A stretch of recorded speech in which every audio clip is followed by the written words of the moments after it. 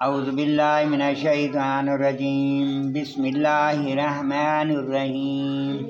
اللہم صلی علی سیدنا مولانا محمد وعلی آل سیدنا مولانا محمد وبارک وسلم صلی اللہ علیہ۔ اور مائیں دودھ پلائیں اپنے بچوں کو پورے 2 برس، اس کے لیے جو دودھ کی مدت پوری کرنی چاہیے، اور جس کا بچہ ہے اس پر عورتوں کا کھانا اور پہننا ہے حسب دستور۔ کسی جان پر بوجھ نہ رکھا جائے گا مگر اس کے مقدور بھر۔ ماں کی زار نہ دیا جائے اس کے بچے سے، اور نہ اولاد والے کو اس کی اولاد سے، یا ماں زار نہ دے اپنے بچے کو اور نہ اولاد والے اپنی اولاد کو۔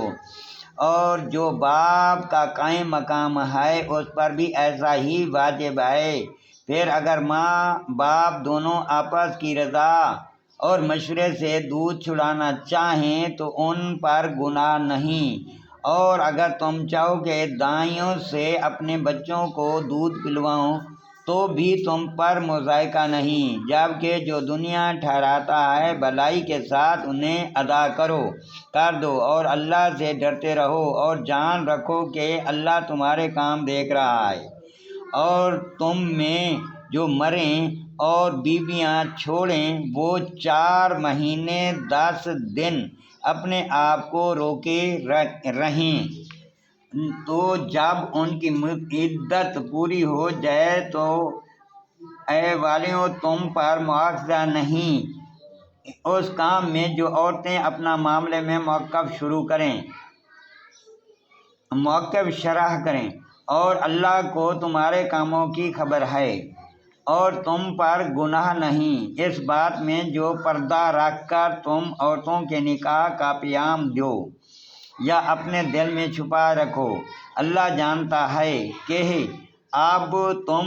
ان کی یاد کرو گے، ہاں ان سے خفیہ وعدہ نہ کر رکھو، مگر یہ ہے کہ اتنی بات کہو جو شرع میں معروف ہے، اور نکاح کی گرہ پکی نہ کرو جب تک لکھا ہوا حکم اپنی میعاد کو نہ پہنچ لے، اور جان لو کہ بے شک اللہ تمہارے دل کی جانتا ہے، تو اس سے ڈرو، اور جان لو کہ اللہ بخشنے والا حلیم والا ہے۔ تم پر کچھ مطالبہ نہیں، تم عورتوں کو طلاق دو جب تک تم نے ان کو ہاتھ نہ لگایا ہو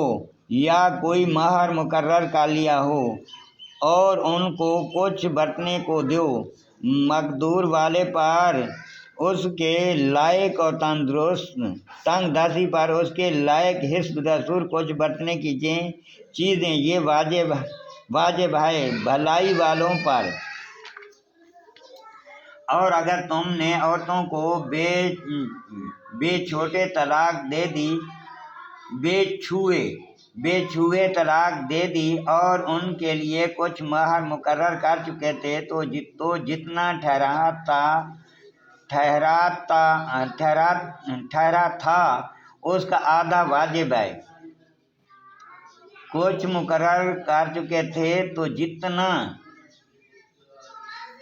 ٹھہرا تھا اس کا آدھا واجب ہے، مگر یہ ہے کہ عورتیں کچھ چھوڑ دیں یا وہ زیادہ دیں جس کے ہاتھ میں نکاح کی گرہ ہے، اور اے مردو تمہارا زیادہ دینا پرہیزگاری سے نزدیک تر ہے، اور آپس میں ایک دوسرے پر احسان کو بھلا نہ دو، بے شک اللہ تمہارے کام دیکھ رہا ہے۔